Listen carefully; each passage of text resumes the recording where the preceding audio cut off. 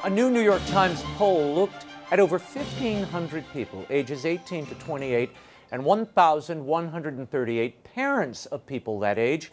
And they found that parents don't stop handling things for their children even when they become adults.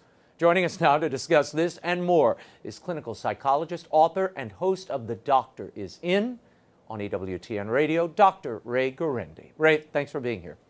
Thank you, Raymond. Now, this poll that came out this week on the heels of this college scandal, where parents paid to have their kids' SAT scores altered or fabricated membership on sports teams in order to get into these universities, aside from the criminality, what does it tell us about parenting today? And have you seen this in your practice? You got three factors, Raymond. At the most base level, we've given God the boot. You get God out of there, you can kind of morally do what you want. So it doesn't really matter if this is immoral. Secondly, believe it or not, you know the modal number of children in the American family? The most common number of children, Raymond, you know what that is? One. It is one. That's exactly right. It is one. So when you have one kid, your parenting identity, your eggs are all in that one child basket. Third factor. We have convinced parents since World War II that your kid isn't going to amount to a whole lot unless he has a college education. And only recently are we starting to rethink that notion, but it's still got a grip on the American parent persona.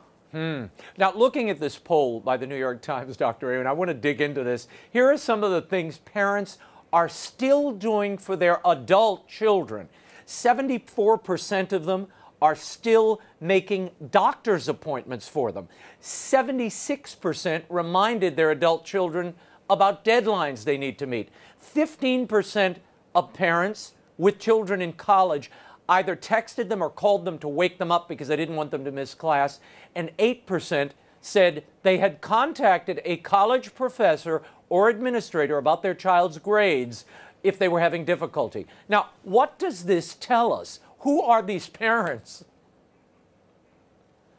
These are American parents, Raymond. My mother was Italian. She didn't do half that stuff for me, and she was Italian, and she was supposed to do that stuff for me. Given that, here's what's happening. Well, parents do damage control.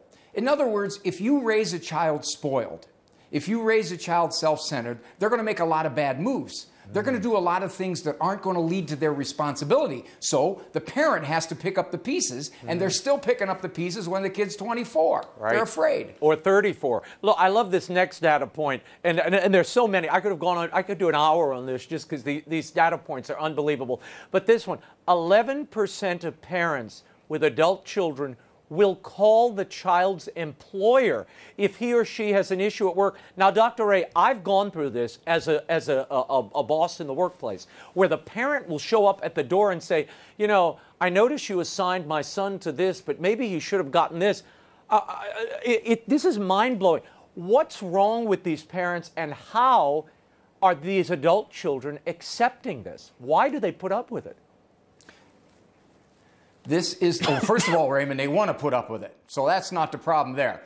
This is a theme that starts very early. It's what I call the not my kid theme. It is, the world is wrong, not my kid. And you see this in teacher conferences. You see this with coaches. Why are you not playing my son? He's a lot better than this. He should be starting. This goes all the way up. So it's a natural progression into adulthood. I have to make sure that my kid is not mistreated because the world isn't fair to my kid. That is a devastating parenting mentality, and it starts early. But there really is a narcissism wrapped up in it. I mean, you mentioned it earlier. The parent's whole identity is bound up usually in this one kid. So the whole family name is riding on them succeeding, getting into the college, you know, pulling down $500,000 a year. It's very important to their identity. It really isn't even about the kid. Raymond, you know I have 10 children. Yes. And one of the reasons for that is because if I mess up on 3 of them, I still got 7 more. That's not bad. All my eggs are not in one basket. And I think that is a phenomenon among parents too. This one kid, this 2 kids is a reflection of my competence as a parent. And if this kid is doing these kinds of things as a young adult, I better fix it. The term being used, Dr. Ray, is, I'm sure I don't have to tell you, is snowplow parents. That's what they call them because they clear any obstacle to their child's success out of the way. What are the long-term effects of this? Aren't we prolonging adolescence here? It's like the parent whose kid throws a fit. Okay, when the child throws a fit, if the parent finds an excuse for it, if the parent takes away the supposed factors, oh, he's tired. Oh, you know, he had too many donuts. I think that's what it was. He had 2 donuts with the jelly. I think the jelly is what did it. No, he had that Kit Kat. Well, that kind of mentality heads up into adulthood, which is I've got to push out of the way any contributing factors as I see it in this kid's life. No, Raymond, I think the kids want this. They lean on it. They actually get behind that bulldozer. Yeah, well, that's why they're in the basement playing, you know, Fortnite all day long in Mama's basement till they're 30, and you know that's their social interaction and their occupation. Playing snowplow parent advocate here for a minute, Dr. Ray. Some have told me, and I've had long conversations with these parents. They say, Raymond, this is the way it is now. I had to get them on a waiting list to get into this good nursery school because that set up the best grade school for them.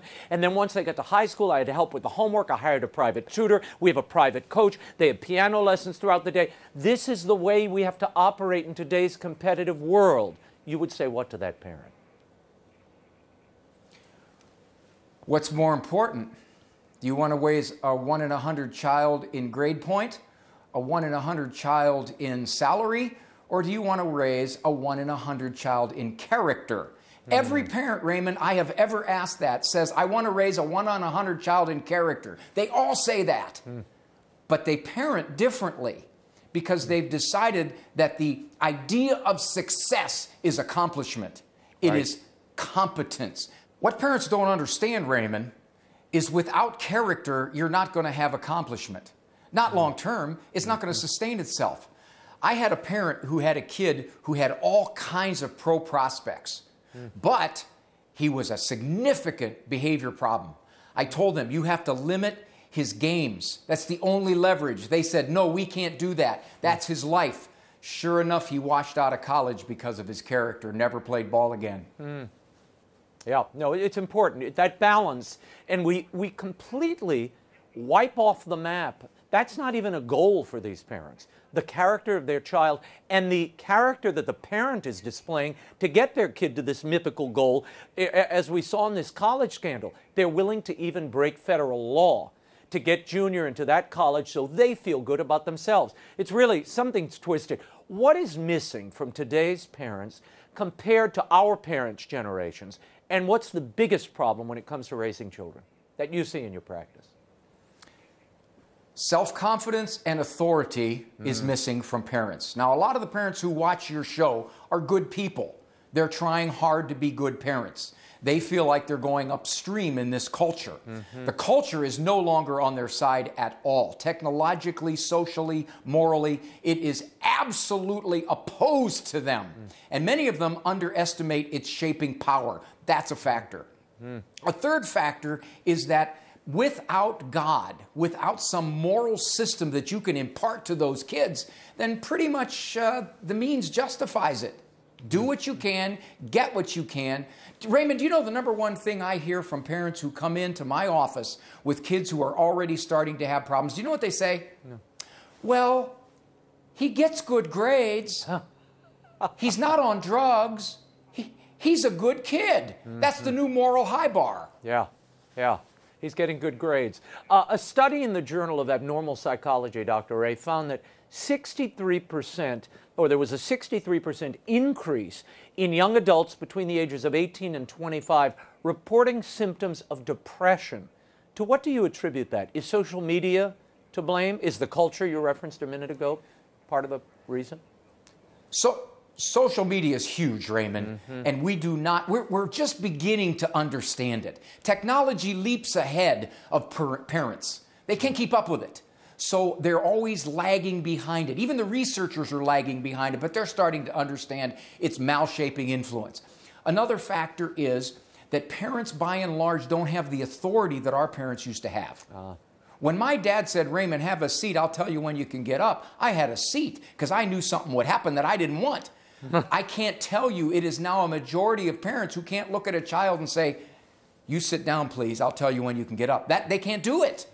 When you lose that level of parental authority and leverage, now the sky's the limit in what kind of challenging behavior you're going to get. And where does that come from? Where did that where did the authority go, or the unwillingness to deploy it? Why? Why are we so reticent? Is it the media? Is it you can't whip your kid? Is it what is it? Where did it go, Raymond? You're looking at it. Me, the experts. I have totally reshaped how you are to raise children.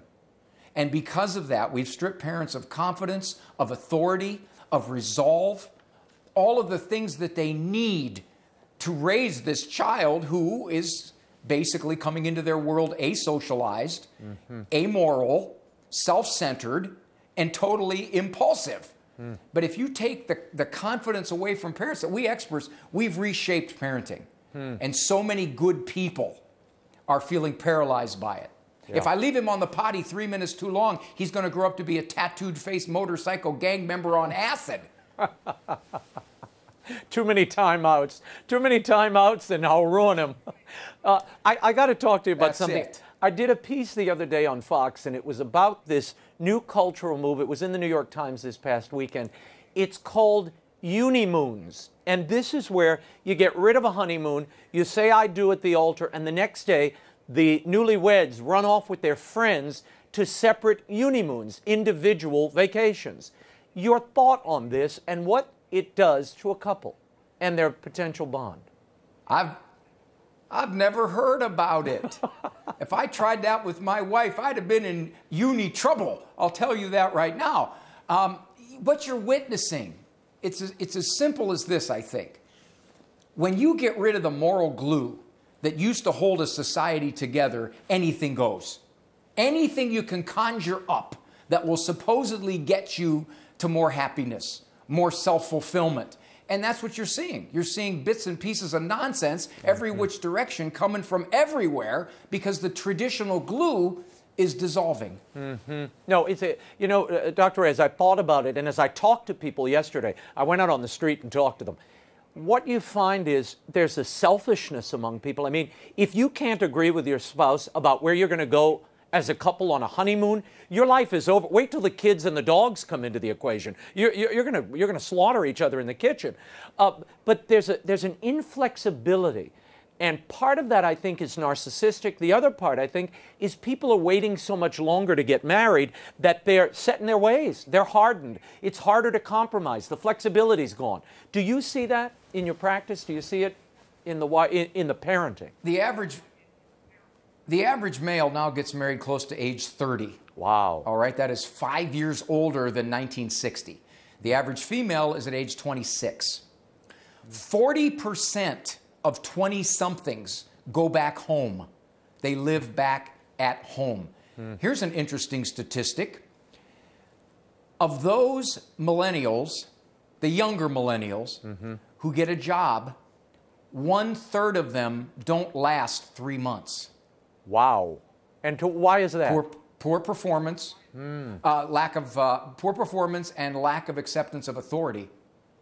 Because that's the way they were trained. If I am the center of the universe, that's the way I'm trained. I will tell parents, you do not look at other parents to guide you. You have to look at what you want to raise. And if you want to raise a 1 in 100 kid, you'd better be a 1 in 100 parent. Because they're not going to parent like you. And you better be prepared to get grief and questioning and critiquing, because you're trying to raise an exceptional human being. And in so doing, you will depart from the general population. Great I know advice. that sounds bad, but it's reality. No, I like reality. Dr. Ray, that we can always count on you. Thank you for being that voice of clarity and for willing to cut through so much of the static that parents and all of us encounter every day. Thanks for being here. Thanks, Raymond. For more on Dr. Ray Guarendi, visit his website, drray.com. Of course, his show on EWTN. He's on EWTN Radio with the doctors in. Always worth watching and listening to. Thanks again, Dr. Ray.